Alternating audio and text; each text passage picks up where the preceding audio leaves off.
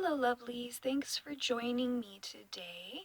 And today I'm going to talk to you about one of my favorite topics, animals. Lifelong passion has been animals. The moment I saw a cat at the age of like 3, I begged and begged my parents until they got me one. And I feel like animals have been one of the most important things in my life. Animals have been my greatest teachers over the years. They've taught me so much, especially once I got into the totems. I've been told that totems is the wrong word, but it's just used so often. I kind of end up defaulting and using that word again. So, apologies where that's due. I'm just using the language that I have been given, but I try to call them now your spirit animals, spirit guides, power animals, allies, and just animal medicine in general. It's another Native American terminology is like the medicine animals. So, anyways, hopefully you'll get something out of this, and maybe you'll learn and benefit from this in some of the ways I have. So it was kind of hard to decide where to start on this topic, but I thought maybe every once in a while I can either pick an animal card out of my tarot deck, or since I left that at the shop today, I'm going to use the animal runes that I bought, and these are by Ted Andrews, and he created a couple books, Animal Speak, one of the best, my all-time favorite books. I've learned so much from all of his writings, but yes, especially he writes about animals in such a beautiful, clear, and concise way that I've learned so much from him, and what I've learned from him and his writings has expanded my view. Anytime I see an animal, I encounter one, say on a drive into town, or just by going outside or going on a hike. When I see an animal now, I get so much more out of that experience. It's not just cool to see them, but they are messengers, and they have all kinds of wonderful wisdom and things to teach us and share with us. So maybe a little bit more background before I read one of the runes. I again have, I feel like I'm not the only one who has this, this deep connection with animals, because animals are, they're non-judgmental. They aren't like people, they aren't going to talk back to you. They love you unconditionally. Your pets do anyway. And I think this is one of the reasons that they are just so amazing and such wonderful teachers, is they aren't, their minds aren't clouded by all this thinking and all these, things that humans have going on. And so, yeah, I've just, over the years when growing up, ended up not realizing it until later, having encounters with these totems, or power animals, spirit animals. And so there's a lot of things, that I kind of, I paid attention. I just didn't know the full meaning until I really delved into this study. For example, during my mid to late teens, I ended up, there was a period somewhere in there where it seemed like for, I don't know, several months up to a year, it seemed like I was just constantly dreaming with bears. And I just kept, what does this mean? And some of them, they were kind of scary encounters in the dream where, this big bear, just standing up and roaring or growling at me or something. But then there was ones that were just like bear cubs, and they were playful. All these different dreams with bears. And then I was taking a kenjutsu class at the time, my sword class, and my sensei, he kept mentioning to me, how I was courageous, or, the word courage kept getting thrown out there. And then when our dojo had shirts made, everyone had a different kanji on the back of their shirt, and mine was courage.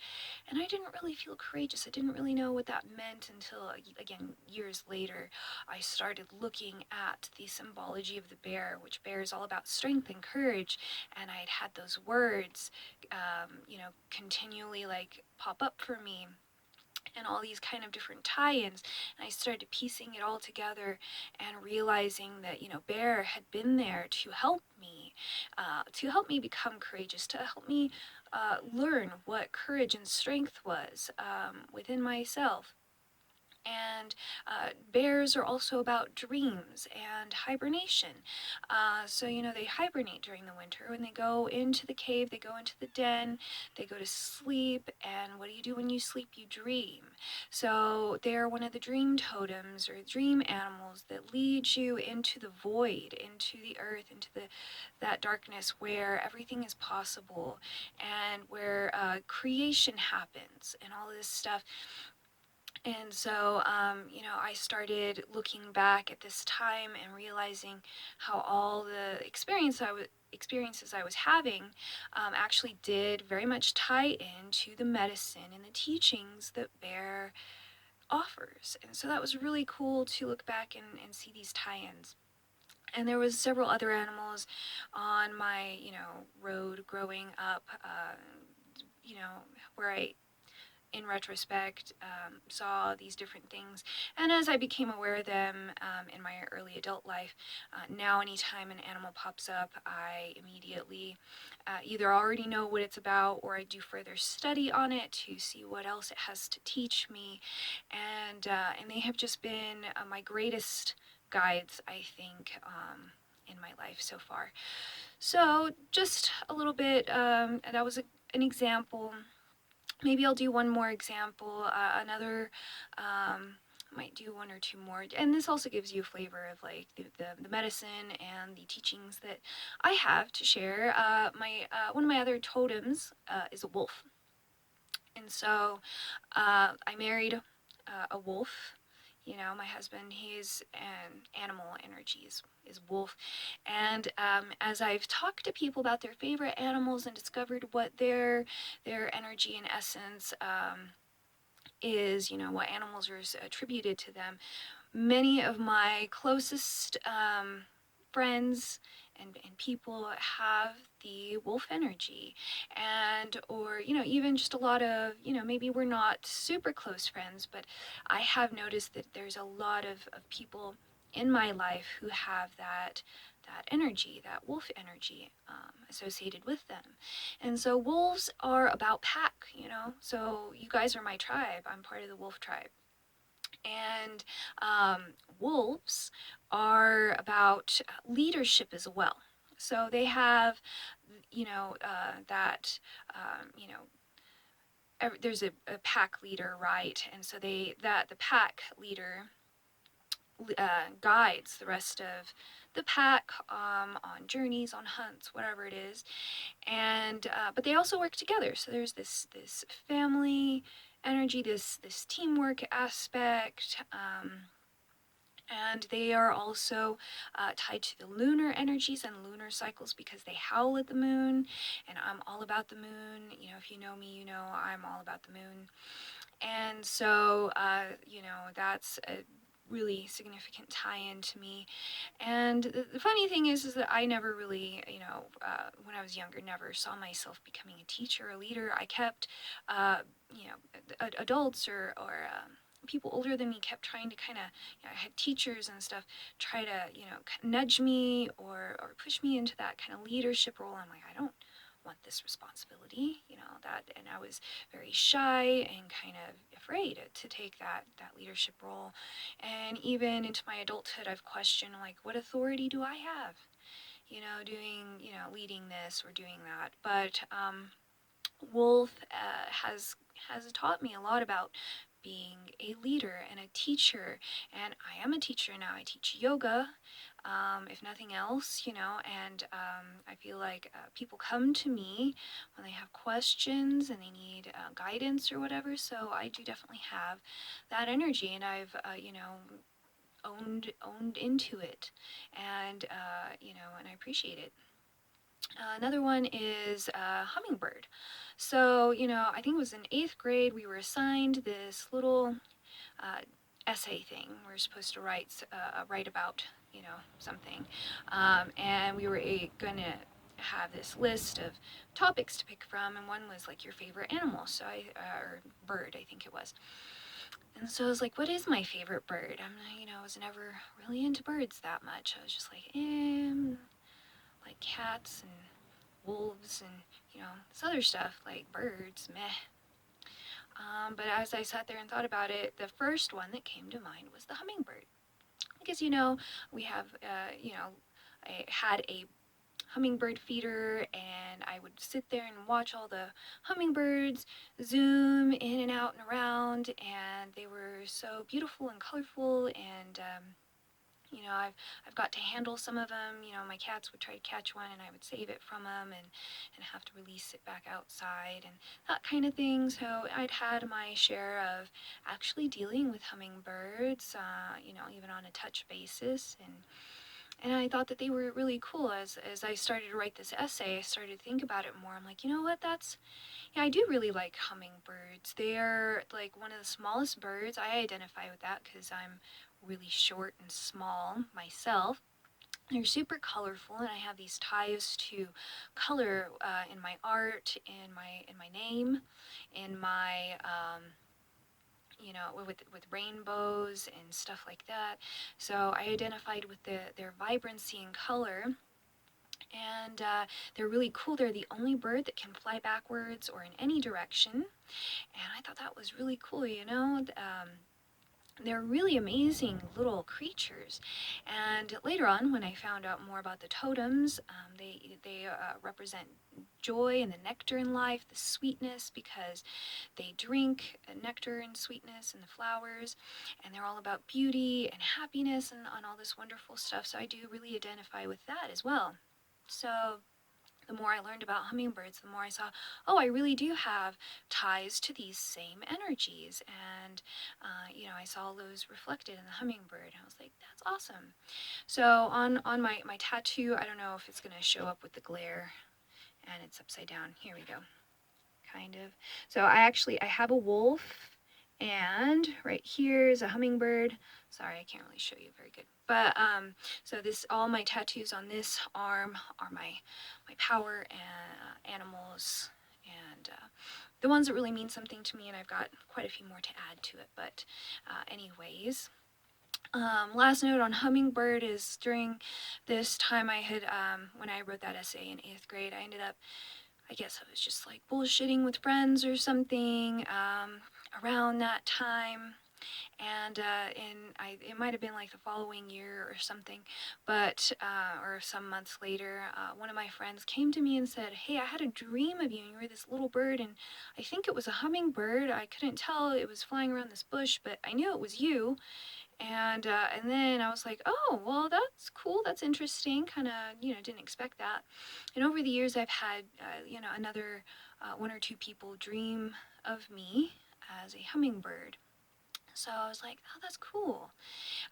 In the same respect, I had dreams of my husband as a wolf, and stuff like that. So these are all just kind of giving you some flavors of how animals can appear in your life, how they can teach you about yourself, how they can guide you and stuff. So this is really an endless road, avenue of study and learning, and yeah, I just love it. So today, again, I'm gonna pull one of these runes, these animal runes, and I'll read what the book says, and then I will give you some added knowledge about it, some added meaning. So I actually pulled one right before I started the video, and so yeah, I got this little bag full of runes, and I pulled out turtle.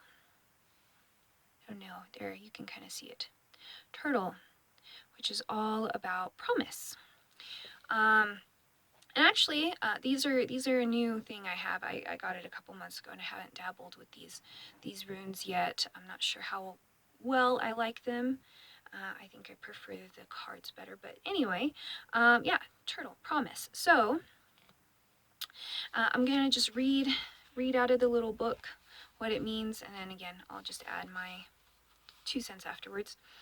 So it says, the turtle is a symbol in many societies for Mother Earth, the shell being a symbol of the world which it carries on its back.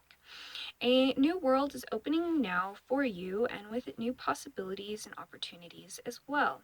These new opportunities will begin manifesting within a month's time. When turtle appears, it is time to get connected with your primal senses. Your primal senses are awakening physically and spiritually. Take advantage of these opportunities you begin to perceive. These are real opportunities, not just products of your imagination. Now is the time to come out of your shell and express your ideas. Turtle promises that if you express and act upon these ideas and perceptions, you will succeed. Trust that the vibrations are good for making changes now. Trust in Mother Earth, and you will have all you need. She will care for you, bless you, protect you, and nurture you. For that to happen, you must slow down and use your heightened sensibilities. Now, if you pulled this, flipped it upside down, this is the reverse or opposite energy or meaning for the animal, and it says reverse turtle reminds you that there is abundance within the world for you, and it doesn't have to be gotten quickly or immediately. It is important to take your time right now and to let the natural rhythm and flow work for you. This is not a time to force or rush anything. Too much too soon will upset the balance. Examine what you are not doing to change your world. Turtles have a slow metabolism, so when turtle appears in reverse, it's a strong reminder that your life is becoming too hectic and you're trying to do too much too quickly. This will ultimately leave you sitting in a rut. So, all of that's, wonderful. So to add to that, it said this will, manifest in a month. So why a month? Where did he get that? So with turtles, one of the things it's associated with is not only the earth, which is a very feminine energy, right? And mother energy, Mother Earth, but also to the moon. Why? Because most turtles, I don't know if all turtles, but I think most turtles, and I read this in the book, his book, is if you look at their shell, actually I have a shell right over here, but anyways, if you look at the shell and you count the sections on the shell, they number to 13 sections, 13 like plates. All right, and so the number 13 is associated with the moon because in a year there's 13 lunar cycles. Our modern calendars are wrong. I'm sorry, they're garbage, to put it nicely. I don't agree with our modern calendar system at all. Doesn't make sense for a whole lot of reasons. But anyways, I think the lunar, I wish we had a lunar calendar-based society. I think that makes so much more sense. Or, like even how the Mayan calendars, they had, solar and lunar calendars.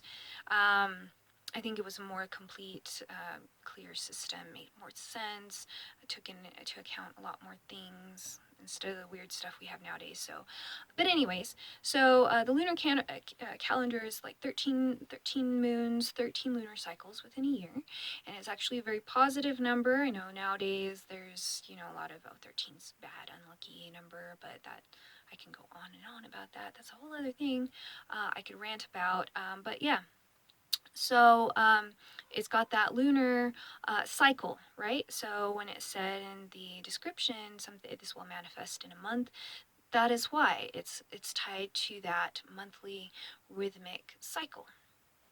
So when you're working with animals, if you look at the cycles that they are associated with, whether it's their gestation cycles, how how long it takes for them to give birth, or how long the young stay with the mother, that kind of thing. You might end up looking at those cycles popping up in your life when you start noticing this animal, and that kind of thing. So yeah, just that's a key thing to pay attention to. Um, And so, what else with the turtle? Covered the Mother Earth energies. It says that their shell represents the world. It also represents your home, because it's like no matter where the turtle goes, it has its home on its back. It lives in its shell, right? So it's about carrying that again, essence of like family and or stability. They're very stable creatures, and I guess unless they get on the back of their shell and they get stuck. But even then, they're surprisingly uh, dexterous, I guess. I've seen some videos where I'm like, wow, didn't know a turtle could do that. So they have that, and because of Mother Earth too, that stability. The number 4 is tied to Earth, stability, foundations. So these are some energies you might want to look at. Depending on the type of turtle, we have tortoises, desert tortoises. So, if that's the particular turtle that you end up seeing or coming across, study more on that desert turtle. Is going to have some different energies as versus, like, say, a water turtle or tortoise. And so, if like a red-eared slider, like I have one of those as a pet, and she spends like all of her time in the water. So she's going to not only carry that earth energy, but the water energy. So we're going to deal with more emotions and all those other things that water is associated with. So, or you see a sea turtle, right? So a sea turtle is going to have that ocean, sea energy with it. Is going to be a little bit different. So you can look at maybe these more specific qualities of these different types of turtles to see what they have to say about you. And what else? What else about turtles?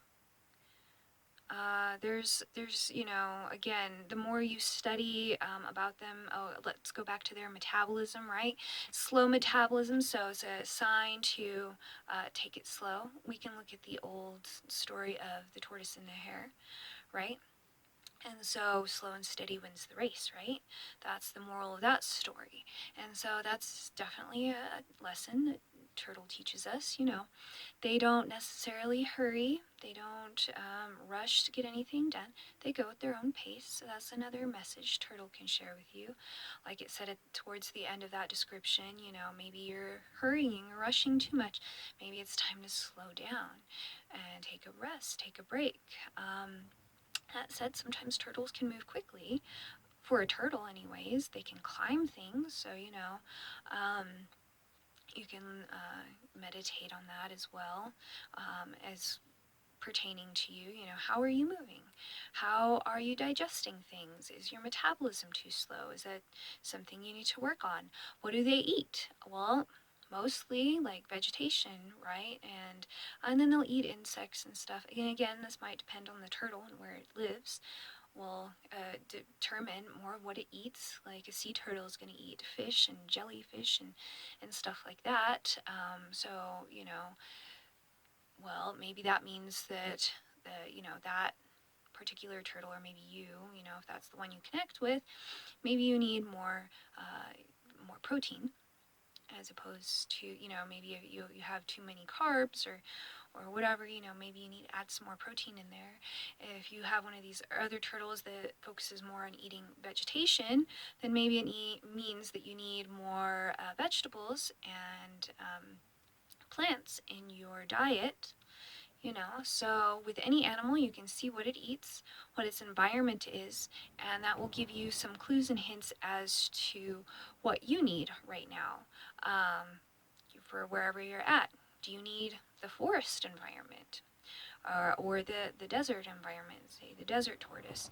Maybe you need to go to the desert where it's wide open spaces, and each landscape or environment has different things to share with us as well. So, we can look at the land, the shapes, and other things, whether it's the trees or the plants. All these things are different and can supply us with different needs, nourish us in different ways. I kind of associate the desert to this. Again, that wide open space, you can really see the sky, and it's, has some different perspectives, because there's different kinds of deserts too. I always imagine like New Mexico deserts with plateaus, and so, it's like you can see long ways, you can climb a plateau. It gives you a different kind of perspective as the perspective seen from the top of a mountain. Mountains are all about perspective and ascension, higher spirituality, higher thought wisdom, all of those things. The sky, sea is going to be all about like the emotion, the waters of life flow. How the water takes the route of least resistance. So, it's got all those energies. So again, look at the environment the animal's in for more clues on what it has to share with you. You want to look at all the details. Let's look at some of the other attributes, scientific, factual attributes of any animal. So for turtle, they're low to the ground, so they're down to earth, right? That's another quality that we could get from them, right? So when they're in danger, they kind of come back in their shell. They pull their head in, and then they might pull their feet in, right? So they know how to, maybe this has speaks of some ways that you can protect yourself. If you perceive danger, do you go in your shell? Is that always the best course of action? Sometimes we can, maybe retract when we need to face our fear, or maybe, it's just it could just mean that's how you react to dangers. You go within yourself. This could just be a good meditation for you to think about when you get triggered or feel like you're in danger in any way. Is that what you do? Do you go in your shell? Are you shy? Do you go in your shell because you're afraid? Maybe you can meditate on some of those things as well. Lots of turtles, they have claws. Those claws, maybe you can look at the claws. You can look at how they use their claws to, maybe dig. Or, how are the other ways that they use those claws as tools? Um, you know, See how that might relate to you. Yeah, I don't know. I feel like there's more that I'm forgetting, but I always feel that way. I'm like, it's just, there's so much that you can derive from any one of these animals. And I feel like every time I work with an animal, sometimes animals like come and go in your life. And so sometimes, like I worked with Bear, again, I was telling you about Bear. And then after a couple of those years where everything was Bear, this, Bear, that, I didn't, that phase, that cycle passed, and I didn't really encounter bear anything energy for quite a while. And then all of a sudden, bam, they popped up again. And it was like kind of a reminder, like I needed it. And at that point, I knew what it meant. And I was like, oh, okay, I need to, work with these dreams again, the dream time. Oh, I need to, work with the energy of West, because animals are tied to the directions. Turtle, in this case, I believe is tied with the north, I would say. West or north? West is associated with water, north is associated with earth, so that's why I say probably north is more of an earth energy animal. So you can see what north means to you. It's the direction of your truth. We follow our North Star, right? So earth energies, wisdom. Turtles are also associated with wisdom because they live to be a long time. That's that's another thing. Their breath is so slow. One of the oldest living creatures on the planet is those huge tortoises, right? They can live to be up to what I think is 400 years old, but they only take like something like, what was it, 4 breaths a minute or something like that. Hey, 400, 4 breaths a minute. There's those fours popping up. Anyway, my facts might be a skew a little bit off, but it should be pretty close. So the slower that you breathe, the longer that you live, and this goes back to yogic breath and all kinds of stuff. You can study that too. So you know, maybe it also is a reminder to slow your breathing down, and that helps you relax. So there's another thing you can learn. But yeah, no, again, the more you work with any creature, and especially when it comes back around, like I was saying with bear, I worked with it, you know, it popped up and then it went away. It came back years later, and I learned different stuff than the next time around, that it came to me and symbolically. And so this has been the case with many of the animals I've worked with, and each time they pop up in my life, I feel like I learned something else, because with any teaching, any lesson, there's always layers. There's always those onion layers, and the first time around you get that, you know, the outer layer, and the next time you might get the next layer down. And you know, I believe you can work with them all your life, and you know, maybe you still have stuff to learn about them. So yeah, anyways, I've been talking for about 30 minutes now, and I could probably keep rambling, but I think I'm gonna go ahead and end this video for now, and I will make more animal videos. If you want to know about a particular animal, leave it in the comments below, and I can do a video on that animal for you. I want to cover a lot of different animals. There's like no end of animals, so I can cover all kinds of different ones, and still not cover them all, I'm sure. So again, I hope you enjoyed this. I hope you learned something. I hope you got something positive out of this, and thank you again for joining me. If you enjoyed this, please like, subscribe, you know, leave me some positive words, send positive energy my way or something, for me spending this time here with you. And if you're able and feeling generous, if you would leave me a donation, it would be greatly appreciated. It will help me survive and encourage me to do more of these videos. So you know, I've got my Venmo and Patreon. I'm not sure with the sunlight if this is gonna work. There's my Venmo and PayPal, and I have a Patreon I'm about to set up. I'll add that into the comments when that's finished setting up here in a day or two. So yes, anything, no donation is too small, and whatever you can give, even if it's just some positive thoughts, I super appreciate you. Thank you so much, and all my love and blessings to you. So until next time, take care.